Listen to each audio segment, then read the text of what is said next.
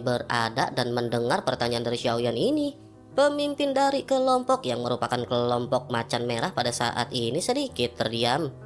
Pada akhirnya setelah beberapa saat, sosoknya dengan sedikit takut segera berkata bahwa mereka pada saat ini berada di sisi timur lautan barat kehampaan. Xiaoyan pun merenung sejenak mendengar apa yang baru saja diucapkan oleh pemimpin tersebut. Xiaoyan pada saat ini berpikir bahwa sepertinya dengan kecepatan penuh dibutuhkan waktu hingga puluhan tahun untuk sampai ke aliansi Dosian. Namun yang tidak diketahui oleh Xiaoyan adalah bahwa orang-orang ini sebelumnya telah ditawan oleh aliansi Dosian. Mereka baru saja dibebaskan dan Xiaoyan pada saat ini segera mulai berbicara kepada semua orang. Xiaoyan berkata bahwa pada saat ini mereka harus segera pergi menuju ke aliansi Dosian. Mendengar hal ini, pemimpin dari macan merah pada saat ini benar-benar terkejut.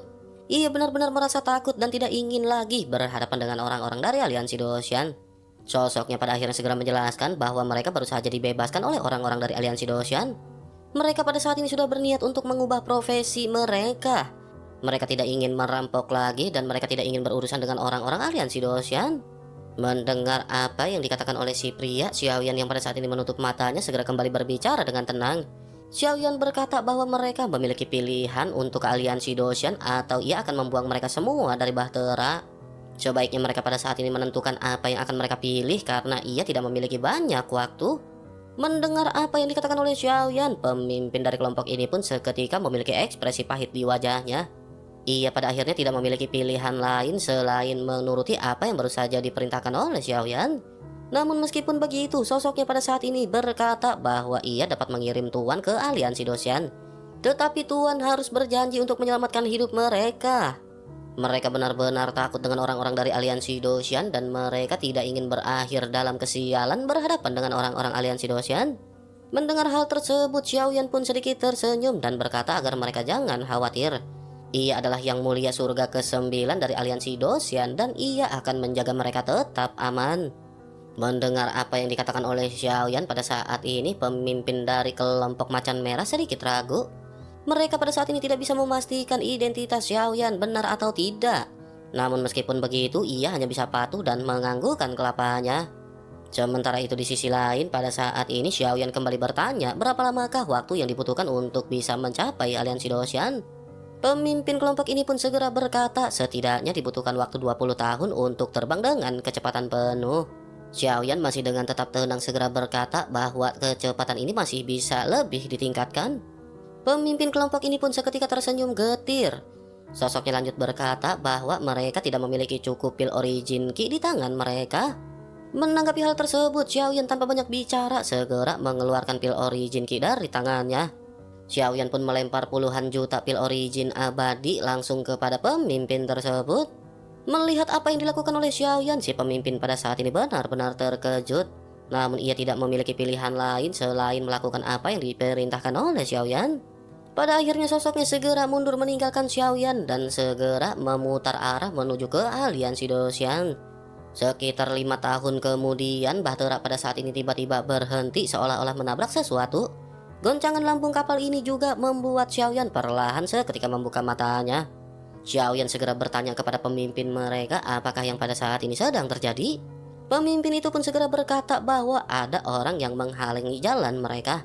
Mereka adalah musuh lama dari geng macan merah. Tetapi Tuan jangan khawatir dan Tuan bisa menunggu di sini sementara mereka akan menghadapinya. Setelah selesai berbicara, sosoknya pada saat ini menangkupkan tangannya dan bergegas keluar untuk berhadapan dengan para perompak. Kedua belah pihak pada saat ini saling bertemu di udara. Kedua belah pihak merupakan musuh bebuyutan dan pada saat ini pemimpin dari Bahtera yang dinaiki oleh Xiaoyan segera membuka mulutnya. Sosoknya berkata kepada pria yang bernama Tianzhen yang merupakan pemimpin dari geng hiu hitam. Sosoknya berkata bahwa Tianzhen dan mereka sama-sama perampok dan mengapa mereka pada saat ini saling menjegat. Menanggapi hal tersebut, Tianzhen pada saat ini berbicara kepada pemimpin geng macan merah yang bernama Zhaoya. Ia berkata apakah Zhaoya lupa bahwa mereka memiliki konflik dan persaingan. Zhaoya pun segera menyipitkan matanya dan berkata dengan dingin bahwa kejadian sebelumnya hanyalah sebuah kecelakaan. Bukankah di kehampaan ini akan ada banyak bahaya dan mereka tidak akan bisa menghindari bahaya tersebut? Menanggapi apa yang dikatakan oleh Zhaoya pada saat ini, Tianzhen seketika juga menyipitkan matanya. Tampaknya kedua belah pihak benar-benar terlibat konflik yang tidak bisa dihindari dan kedua belah pihak pada saat ini sepertinya juga memutuskan untuk bertempur. Pada akhirnya tanpa banyak basa-basi pertempuran pada saat ini benar-benar dimulai dengan Tianzhen yang mulai berbicara. Tianzhen berkata bahwa ia baru saja menembus ke Doshan Bintang 9. Dengan begitu maka pada saat ini Zhao Ya tidak akan bisa melarikan diri dari pengepungannya. Mendengar hal tersebut, Zhao Ya pada saat ini memandang ke arah Tianzhen dengan serius. Zhao Ya pada saat ini bisa melihat ada sekitar 200 prajurit yang 2 kali lebih banyak daripada prajurit milik Zhao Ya. Namun meskipun begitu, Zhao Ya juga pada saat ini tidak memiliki peluang untuk melarikan diri. Zhao Ya pun menggertakkan gigi dan tanpa banyak basa-basi pada saat ini segera memerintahkan para prajuritnya untuk bersiap. Pada akhirnya, waktu yang dinanti benar-benar terjadi dengan kedua belah pihak yang pada saat ini saling bertempur. Para prajurit pada saat ini saling menggunakan kemampuan masing-masing. Zhao Ya dan Tianzhen juga pada saat ini bertukar pukulan dan dalam waktu singkat, keduanya pada saat ini tampak terlihat imbang. Namun seiring berjalannya waktu, pada saat ini dapat terlihat keunggulan berpihak ke pihak Tianzhen. Namun meskipun begitu, Tianzhen pada saat ini juga sedikit terkejut karena ternyata Zhao Ya telah mencapai Doshan Bintang 9. Hanya saja pondasi dari Doshan Bintang 9 milik Zoya ini benar-benar sangat lemah. Sementara itu di sisi lain, Zhao Ya pada saat ini menggertakkan gigi setelah mengalami kebuntuan. Ia juga menyadari bahwa kekuatan dari Tianzhen pada saat ini jauh lebih kuat jika dibandingkan dengan Zhao Ya. Zhao Ya pada saat ini hanya bisa mengeluarkan semua kartu truf yang ia miliki untuk berhadapan dengan Tianzhen. Pada akhirnya kedua belah pihak kembali berbenturan untuk waktu singkat dan mengalami ratusan pertukaran. Semakin lama waktu berlalu, pada saat ini kesenjangan di antara kedua belah pihak tentu saja semakin terlihat. Pada akhirnya Zoya berhasil dipukul mundur dan segera terjatuh menghantam bahtera miliknya. Sosoknya seketika menghancurkan atap bahtera dan terjatuh ke samping Xiaoyan. Zhao Ya memuntahkan seteguk cairan merah dan pada saat ini melirik ke arah Xiaoyan. Xiaoyan juga pada saat ini perlahan membuka matanya untuk menatap ke arah Zhao Ya. Sementara itu di kejauhan pada saat ini Tianzhen tentu saja melihat keberadaan dari Xiaoyan yang sedang duduk bersila. Namun dengan kekuatan Tianzhen, ia pada saat ini tidak bisa merasakan kekuatan apa yang dimiliki oleh Xiaoyan. Tianzhen juga pada saat ini gelap mata dan benar-benar ingin menghabisi semua orang yang berasal dari geng macan merah. Pada akhirnya tanpa banyak penundaan lagi, Tianzhen pada saat ini segera mengeluarkan kartu truf terkuatnya untuk menghabisi Zhao Ya. Tianzhen pun melesat dengan aura yang sangat kuat dan tinju yang terkepal menuju ke arah Zhao Ya. Sementara itu Zhao Ya pada saat ini menggertakkan giginya. Zhao Ya pada saat ini berharap Xiaoyan akan membantunya, tetapi Zhao Ya tidak menunjukkan ekspresinya. Zhao Ya hanya bisa menggertakkan gigi dan berniat untuk bangkit, tetapi Zhao Ya pada saat ini benar-benar sangat lemah. Pada akhirnya serangan dari Tianzhen ini benar-benar mendekat, namun tepat ketika hendak menghantam ke arah Zhao Ya, tubuh dari Tianzhen pada saat ini tiba-tiba berhenti. Tianzhen merasakan adanya sesuatu yang tidak beres dan Tianzhen segera menemukan sosok Xiaoyan yang duduk bersila menatap ke arahnya. Tatapan Xiaoyan ini benar-benar terlihat sangat tajam, membuat Tianzhen seketika tidak bisa bergerak. Namun tak lama setelah itu, pada saat ini hal mengejutkan segera terjadi di depan mata Zhao Ya. Tubuh Tianzhen yang melayang di udara pada akhirnya benar-benar berhamburan. Tianzhen benar-benar kehilangan vitalitasnya tanpa menyisakan sedikit pun bagian dari tubuhnya. Zhao Ya pada saat ini benar-benar hanya bisa melongo melihat apa yang baru saja terjadi di hadapannya. Ia benar-benar tidak mengetahui apa yang terjadi, tetapi pada saat yang bersamaan, Zhao Ya melirik ke arah Xiaoyan yang ternyata sudah membuka matanya dan menatap ke arah sebaran tubuh dari Tianzhen. Zhao Ya seketika merasakan sesuatu dan hawa dingin pada saat ini menyebar di dalam hatinya. Zhao Ya memang berharap Xiaoyan membantunya. Zhao Ya berpikir Xiaoyan akan dapat dengan mudah melesatkan pukulan yang mengejutkan kepada Tianzhen. Namun pada saat ini hal yang tidak dipercayai oleh Zhao Ya adalah bahkan Xiaoyan tidak bergerak sama sekali hingga mengakibatkan Tianzhen hancur. Jika begitu permasalahannya, bukankah kekuatan dari Xiaoyan ini benar-benar tidak bisa diremehkan? Sementara itu di sisi lain, mata Xiaoyan pada saat ini kembali tenang dan Xiaoyan kembali memejamkan matanya. Kekuatan yang baru saja ditunjukkan oleh Xiaoyan adalah kekuatan mutlak yang dimiliki oleh seorang Dogad. Jika hanya untuk menghabisi seorang Doshan, Xiaoyan bahkan tidak perlu mengambil tindakan.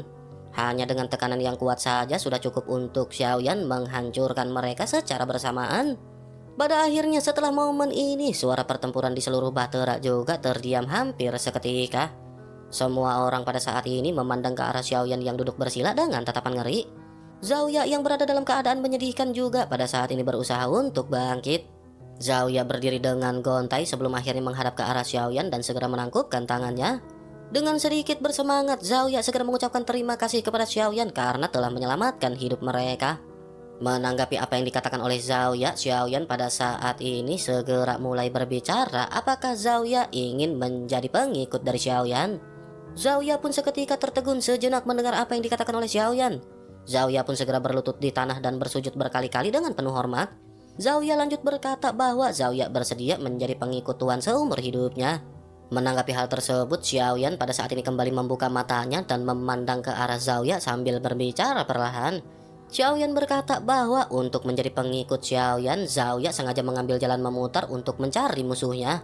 Zhao benar-benar ingin menggunakan tangan Xiaoyan untuk menyingkirkan musuhnya. Dengan begitu, maka pada saat ini Zhao benar-benar telah memanfaatkan Xiaoyan untuk keuntungannya.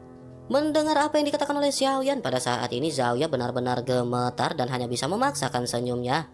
Namun ketika ia hendak berbicara, sosoknya seketika disela oleh perkataan Xiaoyan. Xiaoyan berkata bahwa mereka pada saat ini benar-benar dapat dikatakan telah berkomplot untuk menyusahkan Xiaoyan. Niat membunuh juga seketika memancar di tubuh Xiaoyan, membuat Zhao dan yang lainnya seketika gemetar. Zhao pada akhirnya segera menangkupkan tangannya dipenuhi dengan rasa hormat dan hendak mulai kembali berbicara. Namun Xiaoyan pada saat ini kembali menyela Zhao dan berkata agar mereka memberi Xiaoyan barang paling berharga yang mereka miliki. Zhao pun sedikit mengerutkan kening, tetapi pada saat ini Zhao juga merasa sedikit lega. Zhao pada akhirnya merenung sejenak dan setelah beberapa saat ia segera mengeluarkan sebuah kotak hitam dari tangannya. Ada sesuatu di dalam kotak tersebut dan ia pada saat ini segera menyerahkannya kepada Xiaoyan dengan penuh hormat. Zhao juga lanjut berkata bahwa Tuan sepertinya memiliki penglihatan yang bagus dan ia tidak ingin menyembunyikannya dari mata Tuan. Bahkan kartu truf di tangannya tidak mungkin akan dapat menarik perhatian dari Yang Mulia. Oleh karena itu, ia hanya bisa memberikan barang ini dan ini adalah peninggalan dari leluhurnya. Ini adalah racun dari Raja Lebah yang tersegel di dalamnya. Dikatakan bahwa racunnya juga sangat mengerikan dan bahkan jika seorang dogat diracuni oleh racun ini, ia benar-benar akan terjebak dalam waktu singkat. Setelah itu, Zhao memanfaatkan momen untuk menjelaskan konflik dan perseteruan hidup dan mati di antara dirinya dengan geng hiu hitam. Zhao juga lanjut berkata bahwa Zhao tidak pernah memiliki niat untuk menyusahkan Yang Mulia. Zhao juga ingin meminta maaf karena semua ini memang dilakukan oleh keinginan dan rasa egoisnya sendiri, tetapi semua itu untuk orang-orangnya. Mendengar semua penjelasan dari Zhao, Xiaoyan pada saat ini hanya kembali menutup matanya. Xiaoyan pun lanjut berkata bahwa ini adalah merupakan berkah bagi Zhao, terlebih lagi Xiaoyan juga pada saat ini baik-baik saja. Sebaiknya pada saat ini mereka segera kembali melakukan perjalanan. Jika tidak, Xiaoyan akan berubah pikiran dan mereka semua benar-benar akan mengalami nasib buruk. Mendengar hal tersebut, Zhao kembali merasa merinding dan pada saat ini segera mengangguk dengan penuh hormat. Zhao pun segera keluar dan pada saat ini segera mengatur orang-orangnya untuk kembali melakukan perjalanan. Sementara itu, setelah Tianzhen benar-benar dihilangkan, geng hiu hitam juga dengan cepat mundur setelah menyerahkan barang-barang berharga milik mereka. Geng macan merah membiarkan mereka pergi karena setelah kemokatan dari Tianzhen tinggal menunggu waktu bagi hiu hitam membubarkan diri. Selain itu, setelah pertempuran ini selesai, reputasi dari geng macan merah juga benar-benar tersebar. Xiaoyan telah disalahartikan sebagai bos baru dari geng macan merah. Selain itu, semua orang yang memiliki konflik dengan geng macan merah juga pada saat ini merasa sangat ngeri. Gosip yang tersebar mengatakan bahwa geng macan merah memiliki seseorang yang memiliki kekuatan di tingkat Dogad. Dapat dikatakan bahwa ini adalah merupakan sebuah keuntungan bagi geng macan merah di dunia kehampaan. Di tengah-tengah perjalanannya pada saat ini mereka benar-benar tidak mendapatkan halangan apapun. Waktu pun terus berlalu dan bertahun-tahun kemudian pada akhirnya semua orang segera sampai di aliansi Doshan. Xiaoyan pada saat ini juga segera bergegas pergi meninggalkan Bahtera. Zhao awalnya ingin memberi hormat kepada Xiaoyan, tetapi Xiaoyan pada saat ini benar-benar telah menghilang. Zhao hanya bisa menghela nafas panjang dan Zhao pada saat ini hanya bisa merasa bersyukur. Dapat dikatakan sebuah kesempatan yang besar baginya bisa berada dalam satu Bahtera bersama dengan orang kuat. Kesempatan langka semacam ini benar-benar tidak bisa ditemui oleh Xiaoya. Xiaoya pun menekan perasaannya ini sebelum akhirnya memutuskan untuk segera bergegas pergi dari aliansi Doshan. Namun saat yang bersamaan, pada saat ini informan dan para penjaga di aliansi Doshan tentu saja mengetahui kemunculan bahtera dari Xiaoya. Mereka pada saat ini bergegas untuk memeriksa bahtera dari Xiaoya, tetapi pada saat yang bersamaan, suara Xiaoyan pada saat ini bergema di telinga semua penjaga. Xiaoyan berteriak kepada mereka semua jika mereka berani mengganggu bahtera tersebut, mereka semua benar-benar akan berurusan dengan Xiaoyan dan terjatuh dalam kesulitan. Pada akhirnya para penjaga dari aliansi Doshan hanya bisa mengurungkan niatnya dan segera mundur. Sementara itu di sisi lain, Xiaoyan pada saat ini segera perlahan-lahan berjalan menuju surga ke-9 dengan tangan di belakang. Berita kembalinya Xiaoyan ini bukanlah berita kecil dan Cao Cao segera memimpin pasukannya untuk datang dan mengunjungi Xiaoyan. Setelah Cao Cao pergi, Song Aolei juga datang dan bertanya kepada Xiaoyan dengan sedikit perasaan cemas. Namun melihat Xiaoyan yang baik-baik saja, Song Aolei pun pada saat ini tidak merasa khawatir.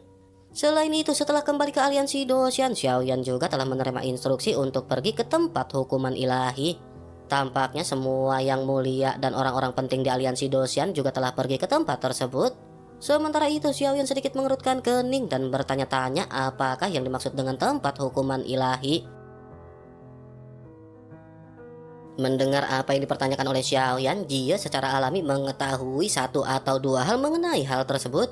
Jie pun segera menjelaskan kepada Xiaoyan bahwa itu dapat dikatakan merupakan ruang hampa. Ruang ini tak berujung dengan sumber daya yang sangat buruk. Tetapi meskipun begitu, itu juga merupakan tempat penciptaan yang kuat.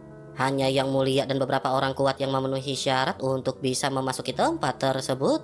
Selain itu, jalan menuju tempat hukuman ilahi atau hukuman dewa ini berada di aliansi Doshan.